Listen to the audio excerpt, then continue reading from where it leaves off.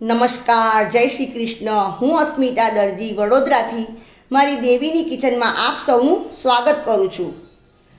આપણે આજે બનાવવા જઈ રહ્યા છીએ વેજીટેબલ પુલાવ રાઈસ। આપણે એની સામગ્રી જોઈ લઈએ।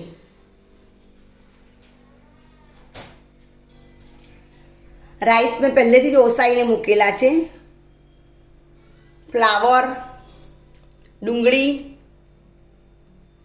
લીલું લસણ, ટામેટાં, બટાટા, દહીં,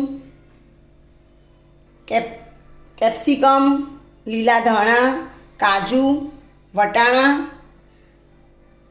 ફણસી, આ બધા ખડા મસાલા છે। તજ, લવિંગ, મરી, એલચી, તમાલપત્ર, પછી આદુ મરચાં લસણની પેસ્ટ, લીમડી અને ફુદીનો। અને આમાં હું યુઝ કરવાની છું શ્રી હરિનો ગરમ મસાલો। હવે આપણે ચાલુ કરીએ છીએ વેજીટેબલ પુલાવની રેસીપી। પહેલાં હું અહીંયા કાજુ તળી લઈશ। સૌથી પહેલાં આપણે તેમાં જીરું એડ કરીશું। હવે આ તજ, લવિંગ, મરી, એલચી, તમાલપત્ર અને લાલ મરચું। હવે તેમાં હું ડુંગળી એડ કરી દઉં છું।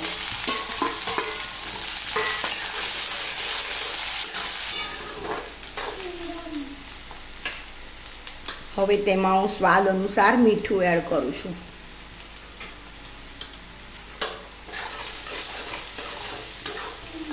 હવે આપણી ડુંગળી શેકાઈ ગઈ છે। હવે તેમાં હું લીલું લસણ એડ કરું છું।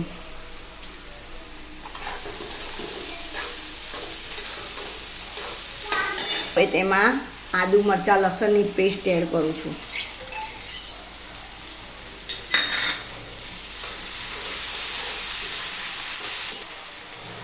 હવે તેમાં હું લીમડી એડ કરું છું।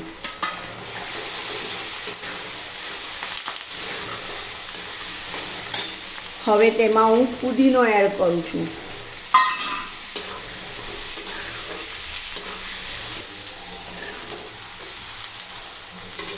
હવે તેમાં હું ટામેટાં એડ કરું છું।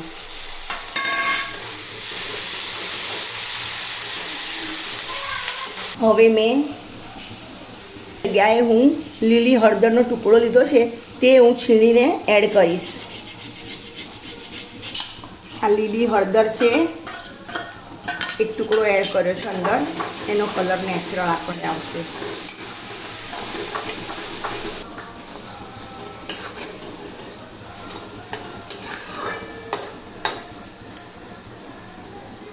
હવે તેમાં હું કેપ્સિકમ એડ કરીશ।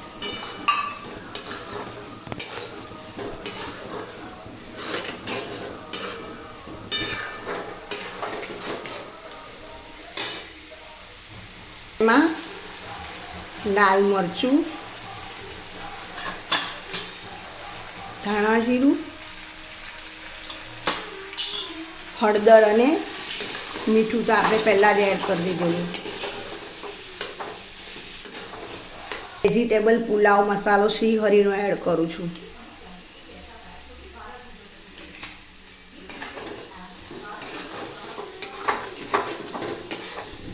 હવે આપણે તેમાં સહેજ પાણી એડ કરીશું એટલે આપણો મસાલો સરસ શેકાઈ જશે।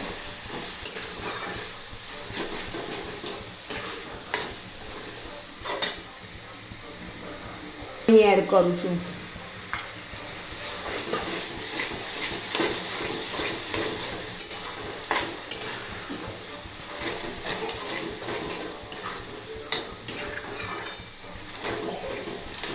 હવે તેમાં બટાકા એડ કરું છું।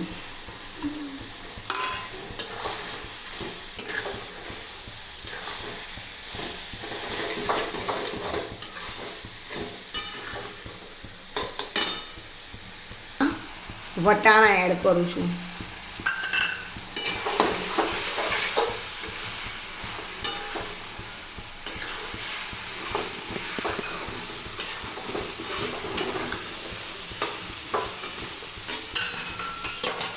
હવે તેમાં ફણસી એડ કરું છું।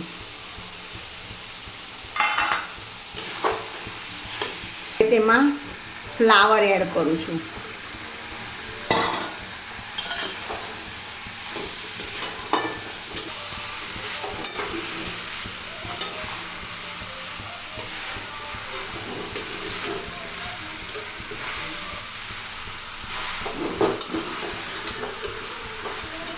તેમાં આપણે શાક સીજવા માટે અડધો ગ્લાસ પાણી એડ કરવાનું છે.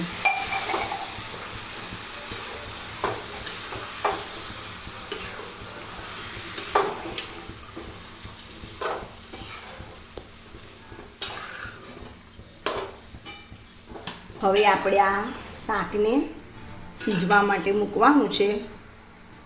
હું ઢાંકી દઉં છું 10 મિનિટ માટે. હવે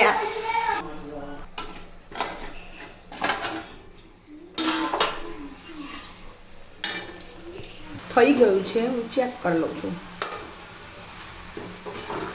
હવે તેને થોડું ખુલ્લું તતળવા દઈશું.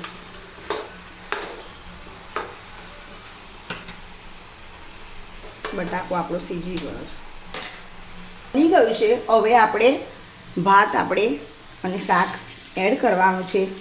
મેં આ તપેલામાં પહેલાં તેલ લગાવી દીધેલું કે નીચે ચોંટે નહીં. હવે આવી રીતે આપણે થોડું થોડું શાક એડ કરવાનું છે.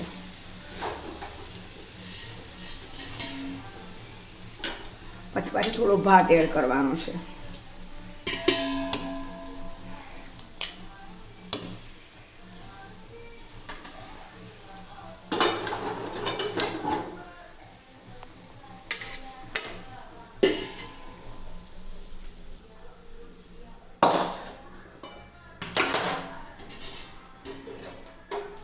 હવે ફરી હું એમાં ભાત પાથરી રહી છું.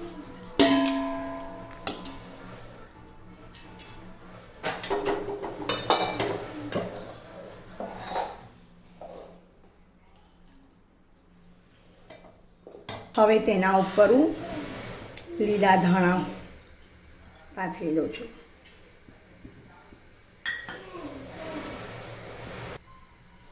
હવે જે આપણે કાજુ તરેલા એ હું ઉપર પાથરી દઉં છું.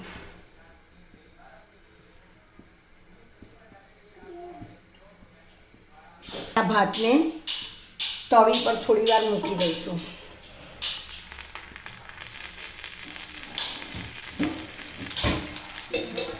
હવે તેમાં હું 2 ચમચી ચોખ્ખું ઘી એડ કરી રહી છું.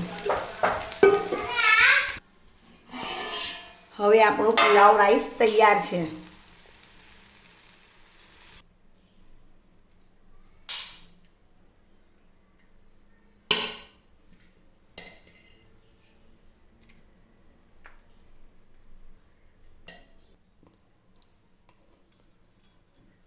ચાલો, આપણો વેજીટેરિયન પુલાવ રાઈસ તૈયાર છે.